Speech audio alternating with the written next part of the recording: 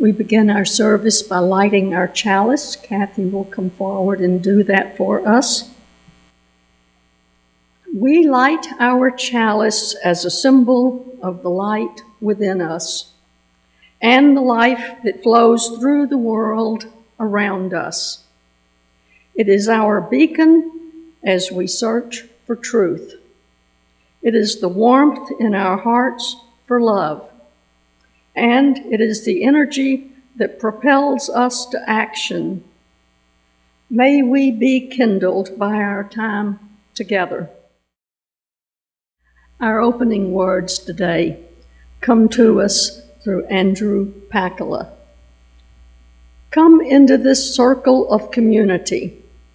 Come into this sacred space. Be not tentative. Bring your whole self. Bring the joy that makes your heart sing. Bring your kindness and your compassion. Bring also your sorrow, your pain. Bring your brokenness and your disappointments. Spirit of love and mystery, help us to recognize the spark of the divine that resides within each of us. May we know the joy of wholeness. May we know the joy of being together. Our guest today is going to talk to us about the Eastern Festival of Lights. It's a spiritual and holiday season, Diwali. Soniya moved to a small town in Iowa as a young bride. She says it was a big change from the hustle and bustle of Mumbai, India. With her openness and curiosity, she found her way and made it home. That same curiosity has shaped her journey from her first job at Hardee's in Iowa to a 25-year career at American Airlines, where she champions digital accessibility and inclusion for people of all abilities. In recent years, Soniya has also been on a personal path of rediscovering her scriptural roots and the deeper wisdom within them. Today, she joins us to share her reflections on Diwali, the Festival of Lights, and the timeless lessons it continues to offer. Thank you so much for inviting me today to come and speak. I'm just very, very humbled. I love the message that this church teaches us to practice, and it's very much in line with the way we think as well. So I'm really delighted to be here. Thank you so much. Before I start, I just want to say a quick prayer. Sarve bhavantu sukhinah, sarve santu niramayaha, Sarve bhadrani pashyantu, ma kaschit dukkha bhag bhavet. Om shanti shanti shanti. It means, may all be happy, may no one suffer, may all find love. Om, peace, peace, peace. Before we dive into the stories and the traditions, I want to share a little context. Hinduism is often called a religion, but at its heart, it is a way of life, a spiritual tradition rooted in Sanatana Dharma that guides people towards truth, virtue, and harmony through stories, rituals, festivals, philosophical teachings to understand who we are and what is our purpose. Diwali is one of the most famous festivals celebrated globally for its message of victory of good over evil. It's full of hope, light, joy, and celebration, but also rich with lessons that guides us along long after the food is gone. Today, I hope to take you on a journey through Diwali, exploring how the triumph of light over darkness isn't just a story from the past, but something we can carry in our own lives.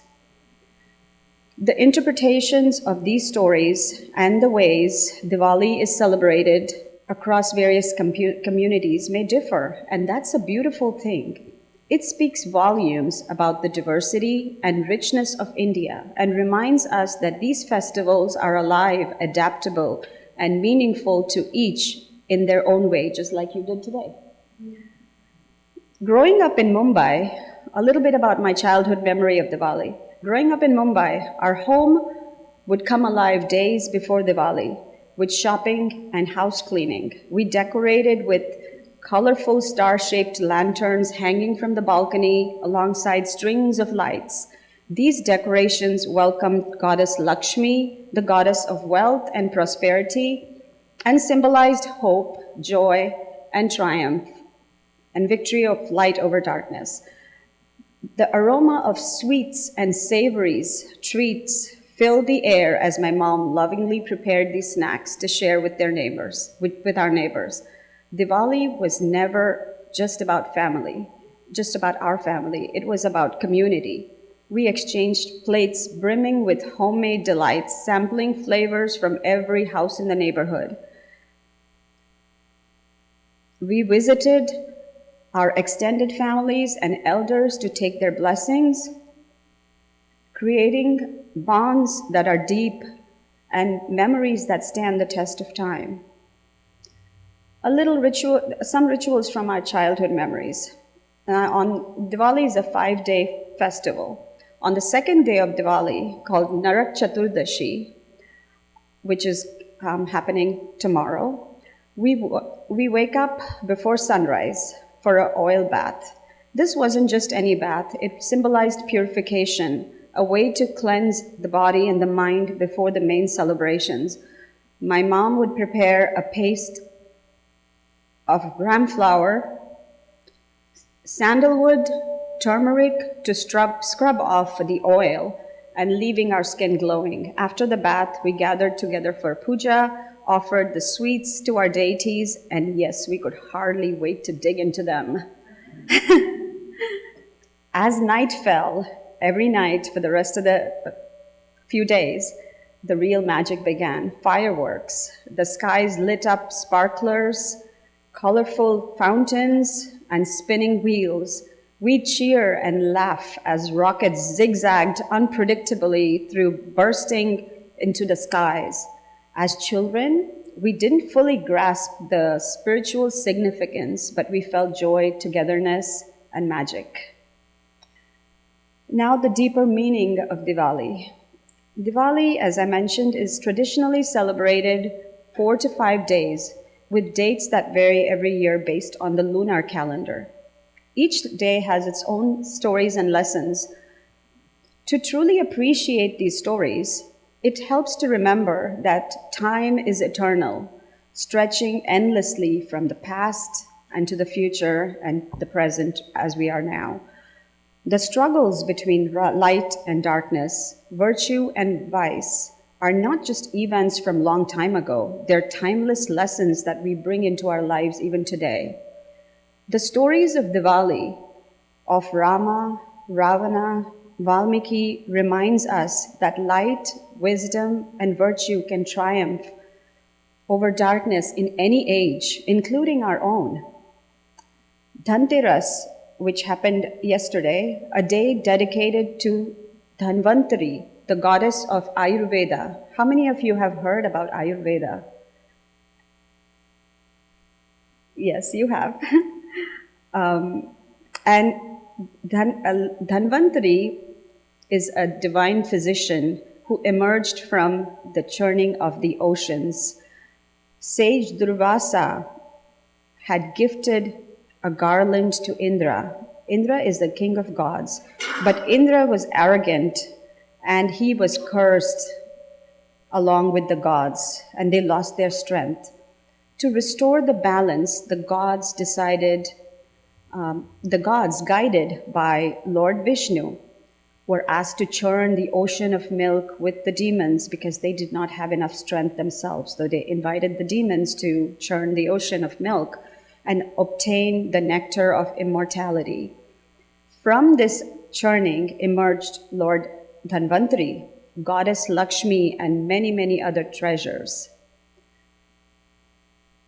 Vishnu then took the form of Mohini, a beautiful avatar, to distract the demons while the gods received the nectar and restored the balance back in the universe. Narak Chaturdashi, as I mentioned with the oil bath, celebrates Lord Krishna's victory over demon Narkasur, which reminds us again of light and righteousness ultimately overcoming darkness.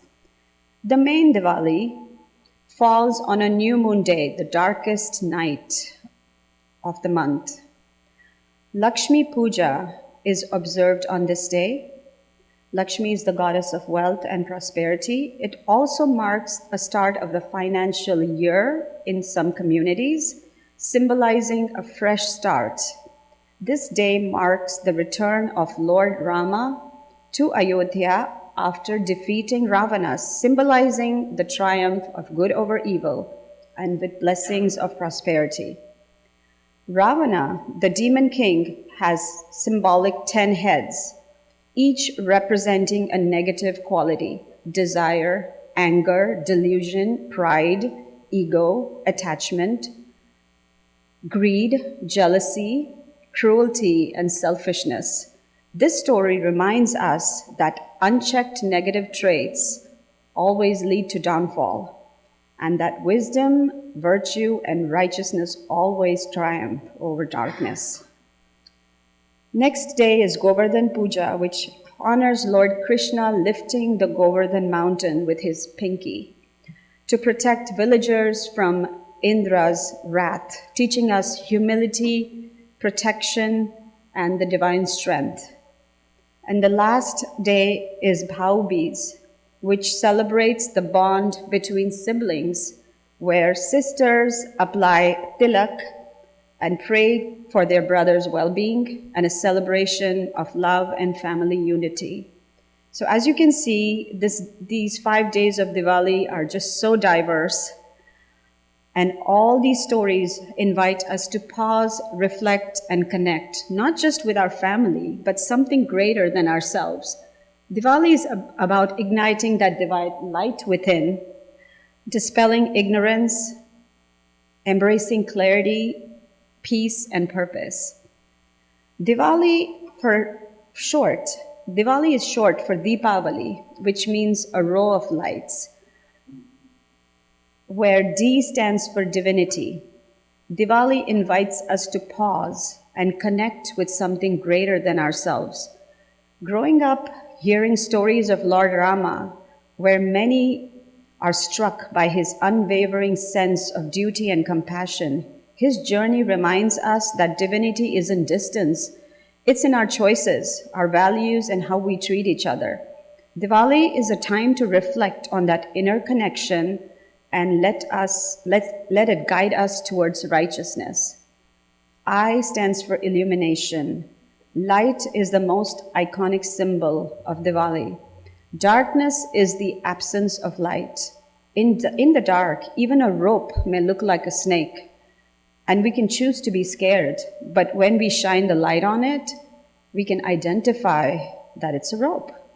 So light is knowledge, and it is ignited by curiosity and to know the absolute truth. For the Jain community, it marks the day Lord Mahavira attained nirvana, which means salvation, or moksha, symbolizing the soul's liberation and the spreading of his teachings. Lighting lamp represents spiritual awakening and triumph of inner light. W stands for worship.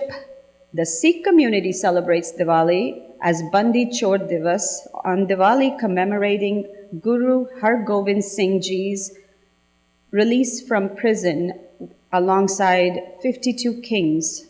It's a powerful reminder of justice, freedom, and selfless leadership. Worship during Diwali is a time to reflect, give thanks, and seek guidance. A stands for abundance. Diwali celebrates abundance, not just wealth, material abundance, but emotional and spiritual richness. Rama's return ushered in Ram Rajya, the kingdom of Rama, which was a golden era of prosperity, justice, and harmony. L stands for love. At its heart, Diwali is about love. Rama's bond with his wife Sita, his brothers, Hanuman exemplifies devotion, loyalty, and compassion. I, the last letter, stands for inner light. Recognize the light within. Mahavir Guru Har Gobind Singh, or Rama's calm and clarity in adversity shows that our inner strength, guided by truth and the sense of duty, can illuminate even the darkest path. So, in closing, I would like to just talk a bit about the epic Ramayana, which was written by sage Valmiki, Valmiki. Ramayana tells a story about Lord Rama's story, and it was written, as I mentioned, by sage Valmiki. Now, Valmiki's own life is an inspiring lesson of transformation. He was once Ratnakar, that was his name. He was a thief who stole to support his family. He would steal in the forest. Once he was confronted by Narad Muni, and Ratnakar tried to steal from him. And Narad Muni said, I will give you everything if you go and ask your family if they would share the burden of your sins. So he said, yes, of course they would, because I'm doing this for them. He said, why don't you go ask your family? So he went and asked his family, and they refused. And they said, this is your responsibility to take care of us. How you do it, that's your choice. We're not going to be partaking in your sins. So when they refused, Ratnakar realized that he had to change his ways. So under the guidance of Narada, he gave up robbery and material attachments, meditating on Lord Rama's name. At first, he was struggling to focus. He could not repeat Rama's name because he was not focused in his mind. And so Narada told him, why don't you chant Mara, which means death in Hindi or Sanskrit. Mara means death. So he said, why don't you just say Mara, Mara, Mara, Mara? And so he repeated that. But Mara, when you say it repeatedly, becomes Rama. And so he just meditated on those words for years and years and years, not realizing that he was actually saying the Lord's name Rama. Until an anthill formed around him, symbolizing penance and transformation, and Ratnakar emerged as sage Valmiki, the author of Ramayana. So Valmiki's story reminds us that even from darkness, light can emerge. Just as Ratnakar transformed his life, we too can overcome inner struggles and cultivate virtues like kindness, compassion, and courage. This is the true spirit of Diwali, not lighting lamps around the house, but igniting the divine light within ourselves. Every act of love, generosity, and reflection is a lamp, dispelling darkness, guiding our path, and inspiring those around us. As we celebrate Diwali, let us light that inner lamp and carry its warmth into our families, communities, and the world. May our hearts be filled with light, love, and peace. Happy Diwali to all of you. Thank you. Thank you. Our closing words today come to us from Susan Carlson. Blessed be our connections. We leave blessed by our connections to one another to the Spirit of life. Walk lightly that you see the life that is below your feet. Spread your arms as if you had wings and could dance through the air. Feel the joy of the breath in your lungs and the fire in your heart. Live to love and be a blessing on this earth. We extinguish this flame, but we keep its light in our hearts with its message of love and justice, taking it outside these walls to the world we live in until we are together again. And may the Festival of Lights inspire you to be the light that brightens the world around you.